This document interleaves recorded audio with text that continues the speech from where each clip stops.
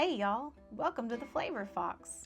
I'm here to put delicious looking recipes to the test so you don't have to. I'm your friend in the kitchen, just telling you like it is. So come on y'all, let's get cooking. You can find links to the recipe we're trying today, along with helpful ingredients and the kitchen stuff I use in the description of this video. Hey y'all, welcome to my kitchen. Today's recipe is for a cold broccoli salad.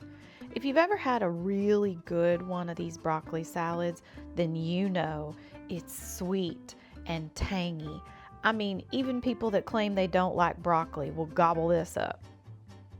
Broccoli salad's a great quick side dish, but where it shines is you can make it ahead and take it to a get-together.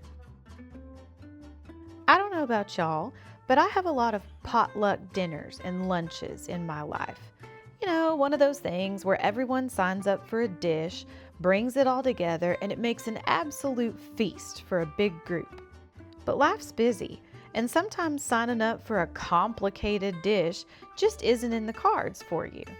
Or maybe you forgot to sign up and the only thing left is salad and ice. I don't know why that always happens, but that's the last two things that anybody ever signs up for. I try to be kind and go ahead and sign up for that salad, leaving ice to somebody who truly forgot and can only pick it up at the store on the way there. Now, just a little advice from me. If you have any time at all, do not be that person that shows up with a sad bag of something called salad that's really just slightly wilted iceberg lettuce and a couple of shreds of carrots. Honey, that ain't a salad.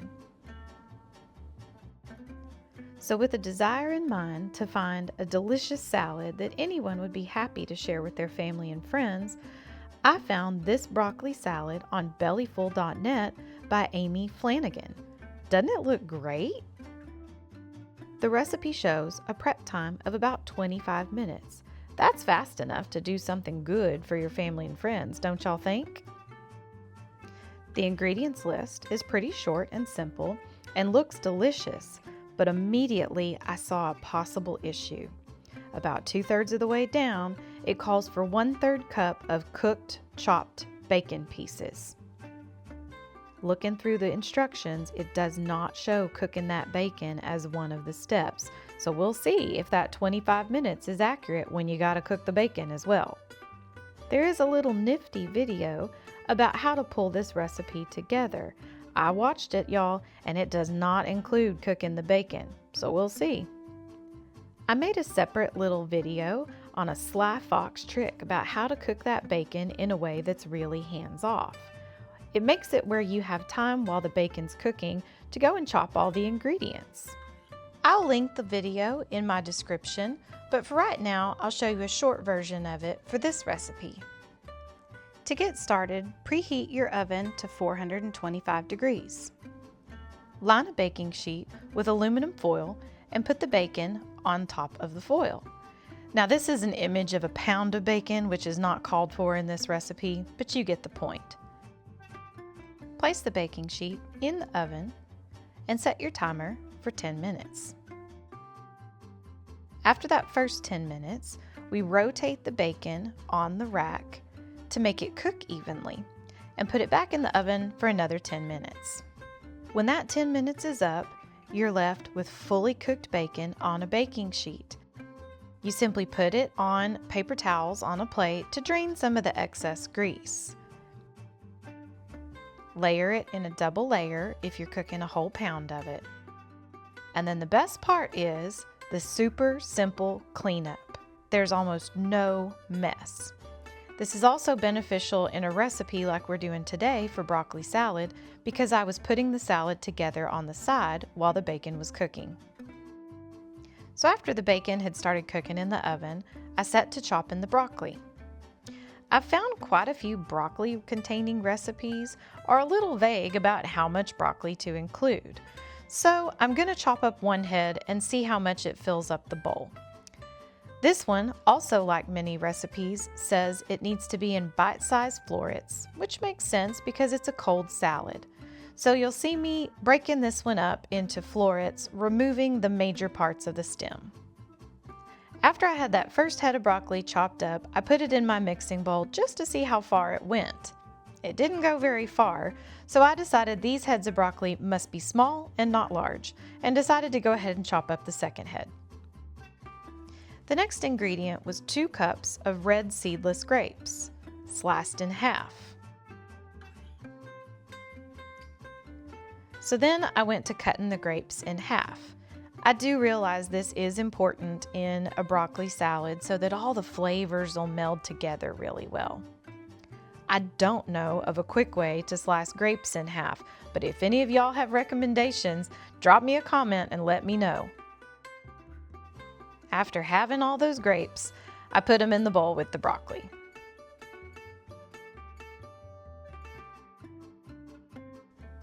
Then added 1 cup of pre-sliced almonds. I'm not slicing up almonds, y'all. Then 1 cup of dried cranberries. I use the 50% less sugar version of craisins. I just find the regular one way too sweet.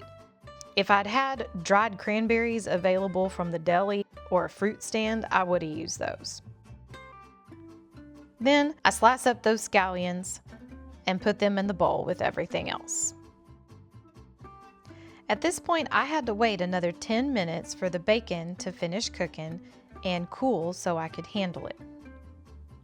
I crumbled up a 1/3 cup of it and placed it in the bowl with the rest of the ingredients. Then I mixed all the ingredients in the large bowl together with some salad tongs.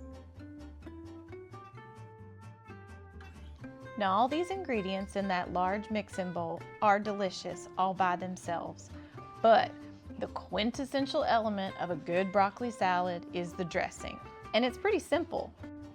In a small mixing bowl separately, we'll combine 1 cup of mayo.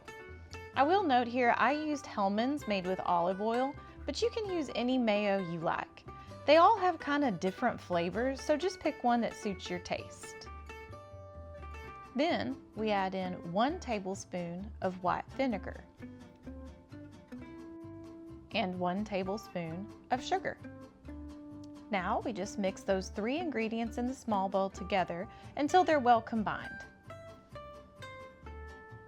And the last step is just pouring that homemade dressing on top of all the mixture in the large bowl and mixing it all together really well so every bit gets some of that dressing on it. Now I'm just going to put a lid on this mixing bowl and place the whole mixture in the fridge for a little while. The longer it sits in the fridge, the more the flavors meld together. And I had about 1.5 hours until I needed this. Okay, please forgive me on this, but I was not interested in dirtying up a serving bowl. So we're just going to look at this in the mixing bowl itself.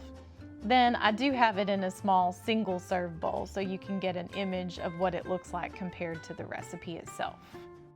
When you see it up close instead of in my mixing bowl, it's a pretty good match.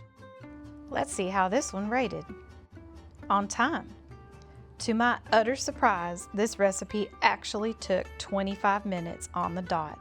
I guess Miss Amy actually did take into consideration the cook time on that bacon.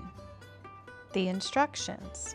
Well, clearly there was a little bit of a disconnect between the recipe calling for cooked chopped bacon in advance and allowing for time to cook it within its estimated time.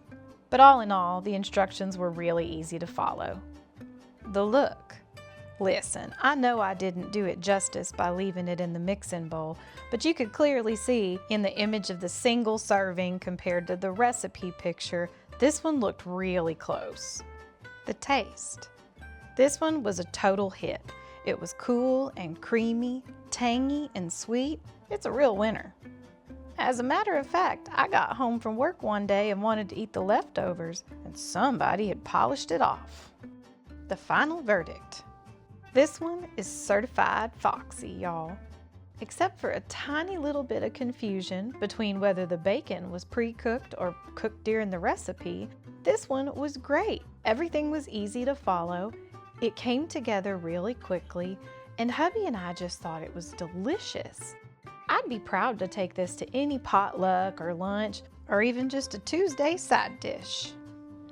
I'm so glad we found something certified foxy today, y'all. Find this and others in the Flavor Fox recipe box. Thanks for stopping by my kitchen. See y'all next time. Don't y'all forget to check out the video description for links to this recipe, the ingredients, and even the kitchen stuff I use.